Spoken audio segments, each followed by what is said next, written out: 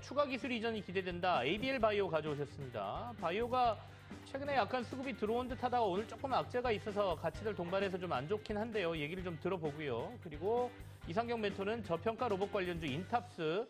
로봇 관련주들 굉장히 뜨거웠죠. 인탑스도 이제 후발주자가 될 것이냐 이런 얘기가 될 것 같은데요. ABL 바이오부터 이화진 멘토에게 듣겠습니다. 네, 일단 바이오 관련은 결국에는 최근에 이제 바이든 정부에서 안전복 프로젝트를 이제 내세우게 되면서 본격적으로 최근에 뭐 알테오제, 레오캠 바이오 관련 암치료 관련 흐름들이 좀 굉장히 좋았었는데 물론 ABL 바이오 같은 경우는 작년 1월에 이제 JP모건 헬스케어에서 이제 산오피와 관련된 퇴행성 내질환 이 기술 이전을 통해 가지고 1조 2,500억에 대한 기술 이전을 했습니다. 그러면서 작년에 영업이익이 흑자 전환을 하게 되면서 어떻게 보면 지금 우리나라 이제 바이오 회사들 같은 경우는 이제 어느 정도 마일스톤이 지급이 계속 되고 있고 그리고 실적이 조금 올라오는 기업들을 조금 봐야 되지 않을까 좀 생각을 하고 있고 이제 두 번째 이제 추가 기술 이전을 기대하는 모습은 이제 면역 항암제 쪽으로 대한 부분이 좀 기대를 하고 있는 것 같습니다.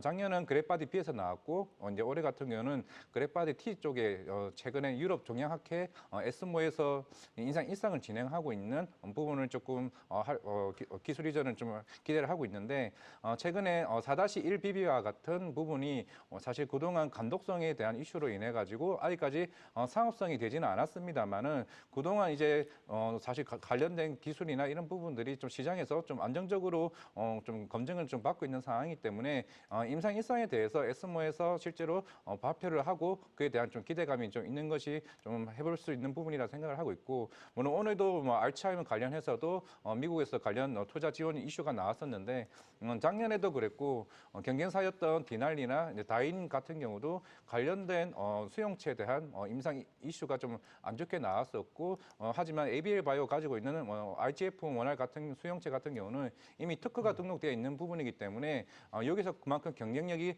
뛰어나다라고 좀 볼 수가 있을 것 같고 만약에 이번 북미 관련해서 알츠하이머 관련 이슈로 인해서 이런 정형적인 가능한 ABL 바이오에 대한 또 다른 그래파디 B에 대한 추가 기술 이전 기대도 한번 기대해봐도 되지 않을까 싶어서 오늘 이 종목 가지고 왔습니다. 바이오주들이 이제 변동성이 좀 크지 않습니까?